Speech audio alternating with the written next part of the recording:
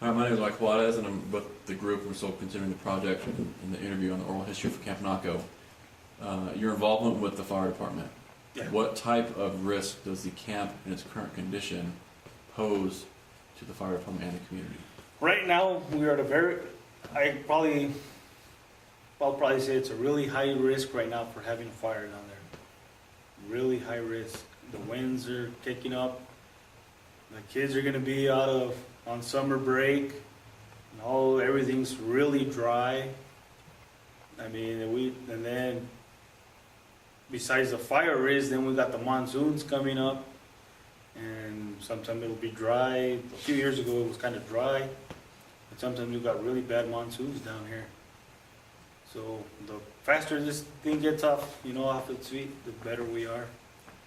Now, with the youth of the community on both sides of the border, does the camp, is it a big magnet? Do they see it as a big playground? Are they told to stay out of there? Do they really abide by the warnings from the parents or local law enforcement? Not really. I mean, if you tell a kid not to do it, he'll do it. We still get kids down there once in a while. But it's kind of funny with the youth.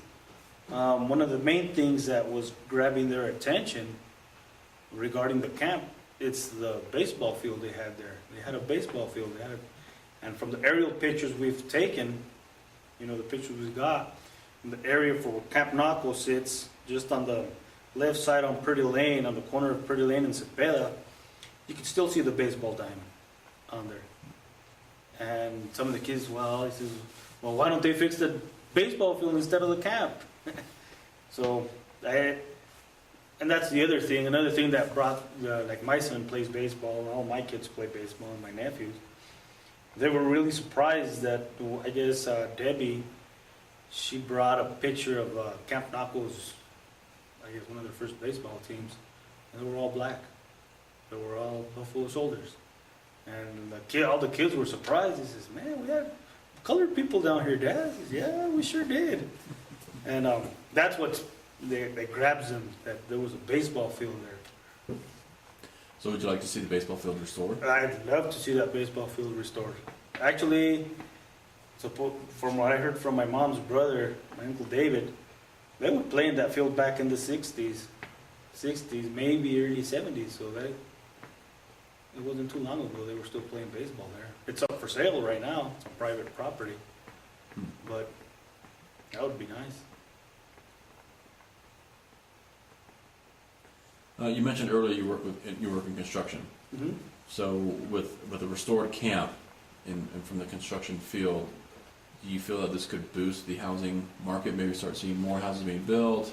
Actually, just because we have the golf course here, we started seeing a couple houses go up. And I've come across, we build homes in Sierra Vista. I work for a custom home builder. And there's been about 3 or 4 of our customers that for some reason, I don't know where they heard it from, but they've shown an interest in Camp Naco.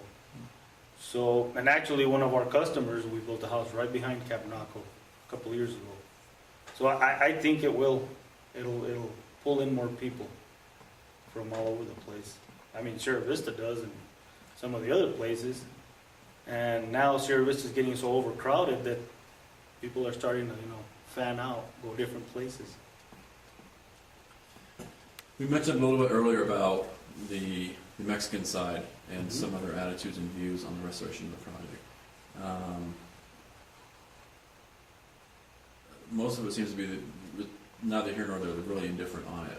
Do you think that it'll get to a point where they will take interest in it and maybe come across the border and lend a helping hand or also help contribute to its restoration? I think so. The mayor that's in Naco, Sonora right now, Lorenzo, he's pretty good on things like that. He's really into history of Naco, Sonora.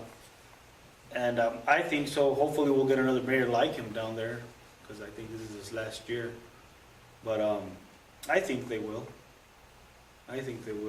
One of the things that, I can't remember which one, it was Becky or somebody, they said that hopefully by 2012 we'll have some of it a little bit more restored, that we'll have a party there and the 100th anniversary of the Mexican Revolution.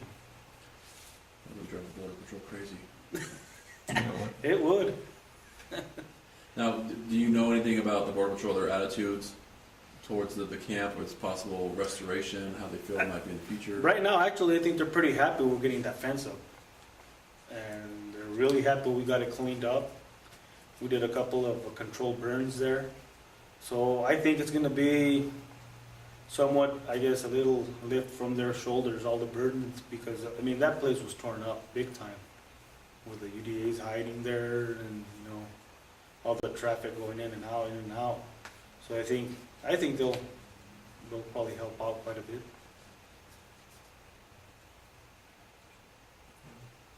Have you ever considered using Camp Naco as a new fire station? I thought about getting a fire station out there, and hopefully once everything's up and running, I could get something out there, get one of them places, build a little garage there and get a couple of my old fire trucks, the original fire trucks out there that we still use. Have you experienced any other agencies fighting over camp? Border Patrol, any kind of police, DEA, whatever? Mm, No? no, not really, Okay. not really. Well, that's always a pleasant thing. They've been pretty cool about it.